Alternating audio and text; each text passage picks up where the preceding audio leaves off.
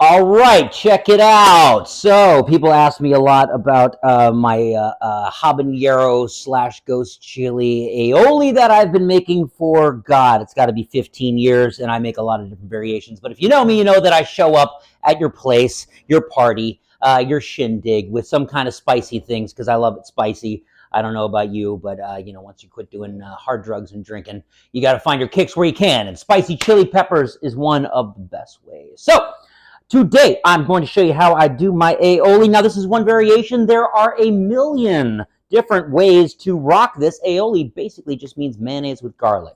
So it's a fabulous base. I find that it is a great fat mouth feel, a juxtaposition to the superior attack skills of these gorgeous ghost chili peppers. Now, as you can see, I'm going to be using these dried ghost chilies that I had from a beautiful harvest about 2 years ago. They are still amazing. I've put them in a dehydrator and packed them in salt, and they are hot as all get out. Now, I will tell you, I have made this with hotter peppers, and I have climbed the Mount Everest of chili peppers all the way to the top of Mount Carolina Reaper, and I'm here to tell you, I don't need Carolina Reapers in this. I like it. I like it. I don't have them available at this time. You can use whatever you got. I started this recipe by using habaneros all the time. I fell in love with habaneros. I love chocolate habaneros for this. Anything really spicy. I guess if you were really sensitive, you could use jalapenos or serranos or some other such baby games. But I use these. All right. So very simply, if you had fresh chilies, you would remove the tops, and they would look something like this. So I removed all the tops of a bunch of chilies that I processed, and I just set them in plain white vinegar. So this vinegar is extraordinarily infused. I'm going to be using that in the recipe. Okay, so your basic idea here is I'm going to be making about a blender full of this stuff. So I've written these down, given exact measurements, but I pretty much eyeball it. I usually use about 25 chilies, depending on the size of them. In this case, I'm probably using, I'd say 1.5 cups. If you're some kind of engineer and you need decimal points in math in your life, I run away from math. Math is not my friend. History, English, social studies, philosophy. You know what? Art, I will fucking talk your ear off. But you start talking math to me, and I usually tune you right out. So, I got my chilies. Now, we're going to add a white onion. They say down south, onion. Onion on cayenne pepper. To make this an official aioli, we're going to add some garlic. I'm doing the laziest thing possible. And if you know what, if you have fresh garlic and you want to use that, by all means, knock yourself out. And if anybody has some sort of snobby thing to say about Kirkland brand anything, you're fucking stupid, okay? Because what Costco doesn't create anything. They go to the best people and they go, hey, would you like to sell 18 million units of your thing that you make so well? Yeah, okay, slap our label on it. So it's always good shit. All right, next item up for bids. We got a little sesame oil. This does have a bit of an Asian flair, a little Asian flair. Sesame oil, just a little. Sesame oil is one of those things like truffles that if you get just a little bit over the line, all you're going to taste is that. So we don't do a lot. This is soy sauce, plain old soy sauce. Just give that a nice old hit. That's going to bring some sodium into the mix. Also some umami. Umami. All right, rice wine vinegar. Just a little touch of that to continue that Asian motif. Come on. Come on. Now, the aforementioned highly spiced vinaigrette. Come on down. Come on down. So you can also kind of tell where the liquid's going, how much liquid you got. You don't want all that much liquid because you want to end up with a very solid sort of aioli that is mayonnaise based. So it's gonna have the same sort of consistency as mayonnaise. All right, this is fun.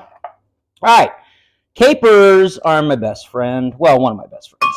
So I got a nice little generous hit of capers and a little bit of the brine. Why not? We're here. Now, We want acidity. Everything I make in life, I don't care how you, what side of the fence you sit on, I think it needs a little acidity, a little punch, So I've added vinegar. Now I'm going to add a little bit of lemon juice. You want to do fresh lemon juice? Knock yourself the fuck out. I don't have that kind of time on my hands today. I throw a little black pepper up in here. Up in here. All right. So basically, these are all of your ingredients, and what you want to do is blend these up as they are.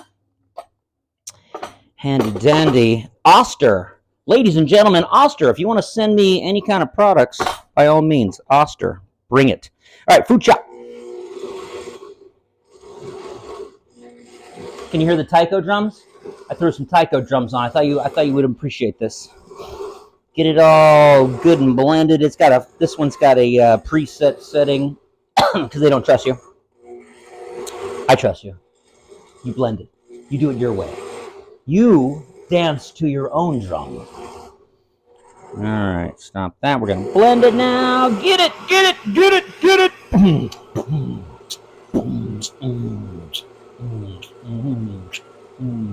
You just want to make sure everything's good and blended. You don't have to have, should look a little something like this. Now, be careful with this. This is noxious. This is pepper spray. This is pepper gas. This is noxious stuff. So, should be well ventilated. I got a window open. So, at this point in time, you're going to make it an official aioli by adding that mayonnaise. Once again, Costco brand to the rescue. And about as much liquid blended materials as you have with the other ingredients, you're going to add equal amount of mayonnaise so that gets that yummy consistency.